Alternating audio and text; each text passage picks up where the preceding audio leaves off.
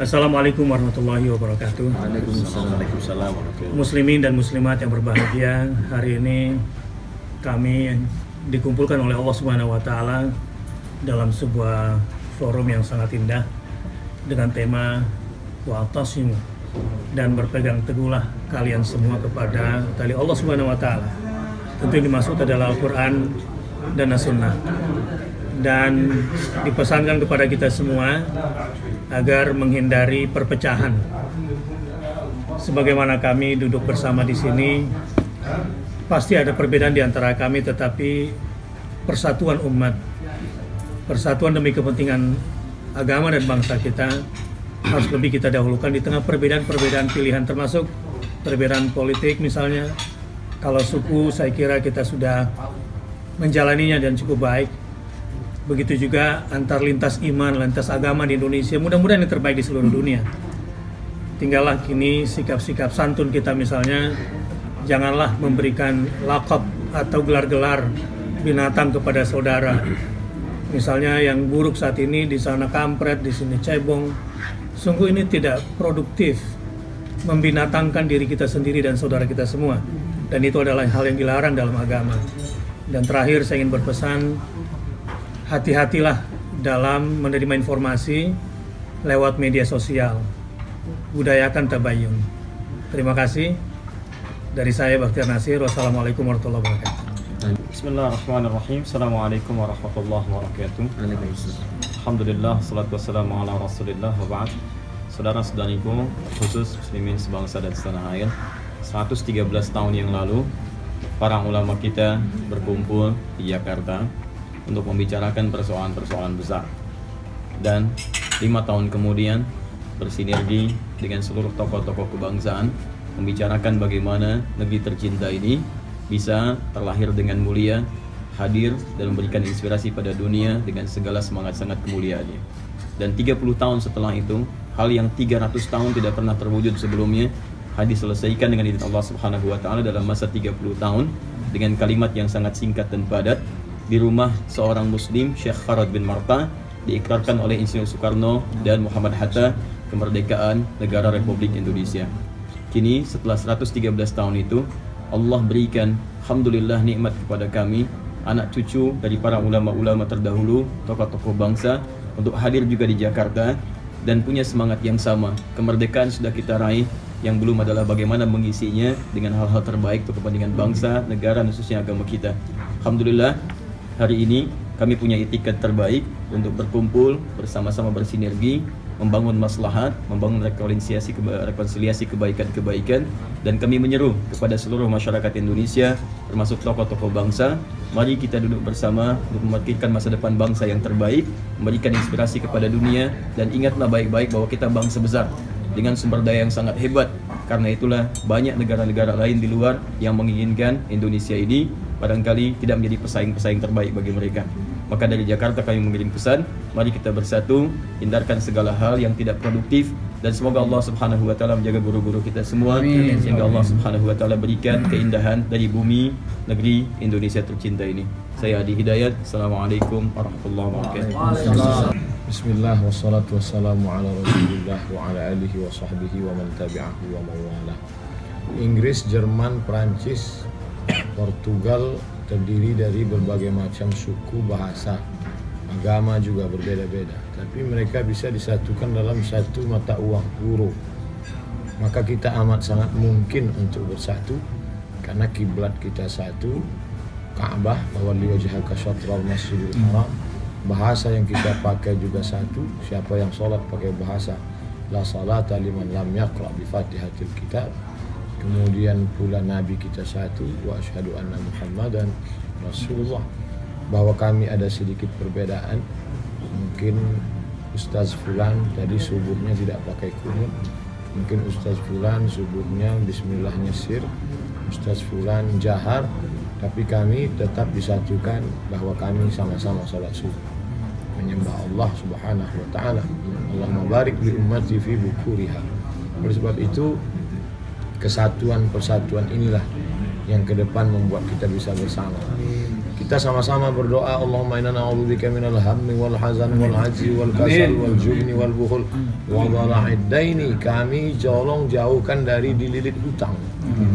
Kita semua sepakat, apapun ormas kita, apapun warna kulit kita, apapun bahasa kita, kita tidak ingin dijajah. Cukuplah itu sudah 350 tahun ditambah 3,5 tahun, lalu dijajah lagi dengan dhala'id dain, dililit hutang.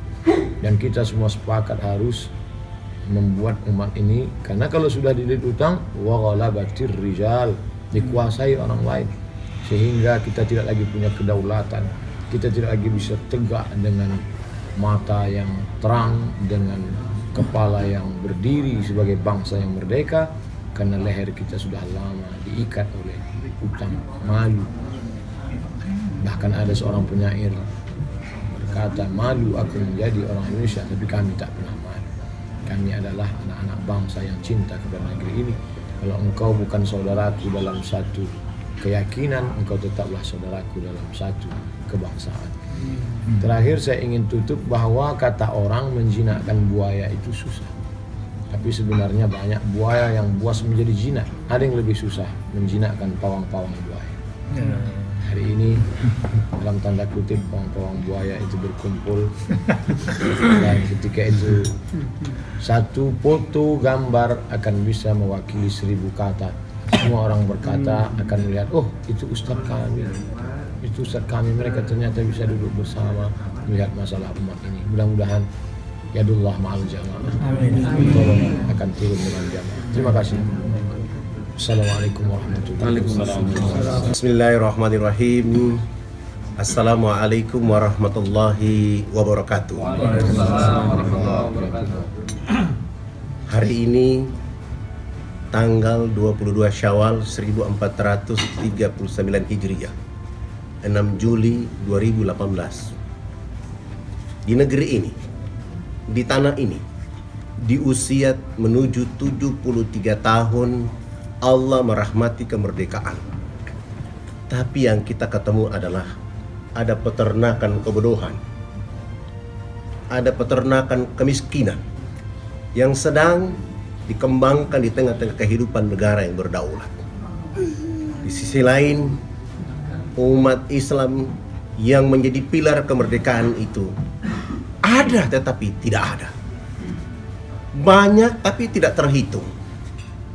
Maka di kesempatan hari Jumat ini, saya mewakili negeri yang terbit matahari pertama di tanah air Indonesia, ingin menyeru kepada kita semua bahwa bersatu untuk menghapuskan peternakan kebodohan yang sedang berkembang di negeri ini, peternakan kemiskinan yang sedang tumbuh. Dengan bersatulah kita akan membuat bangsa ini menjadi bangsa yang maju, bangsa yang kuat, bangsa yang mandiri, bangsa yang menjadi contoh bagi bangsa-bangsa di dunia. Kita sudah punya harta kekayaan menjadi umat mayoritas di dunia. Kita sudah punya potensi alam yang sudah ada. Kita juga sudah punya Quran dan hadis, dan kita didukung oleh Undang-Undang Dasar 45. Tapi kenapa kemiskinan terus ada, kebodohan terus terpelihara? Apakah kita yang salah?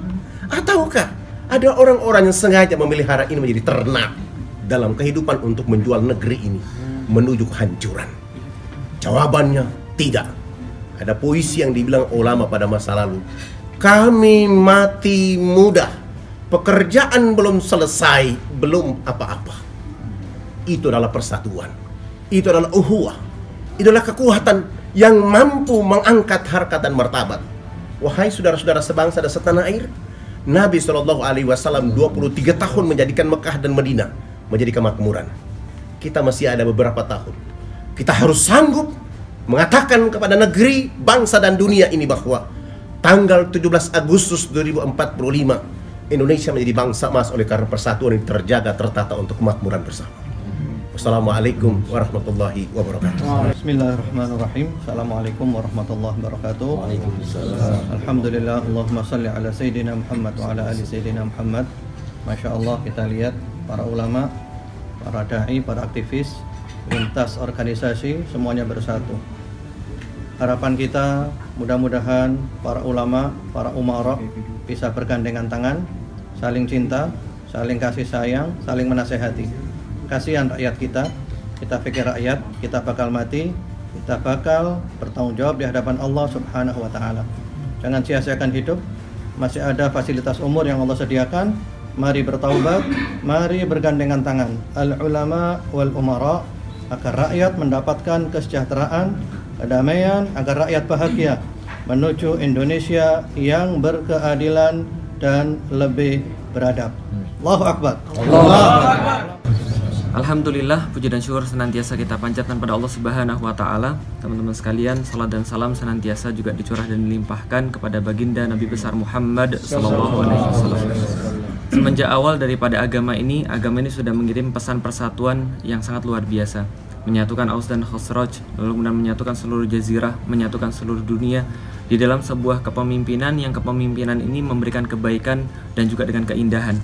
Nah, karena itulah ketika negeri ini kemudian dimuliakan dengan Islam, maka pesan persatuan itu sangat kuat disuarakan.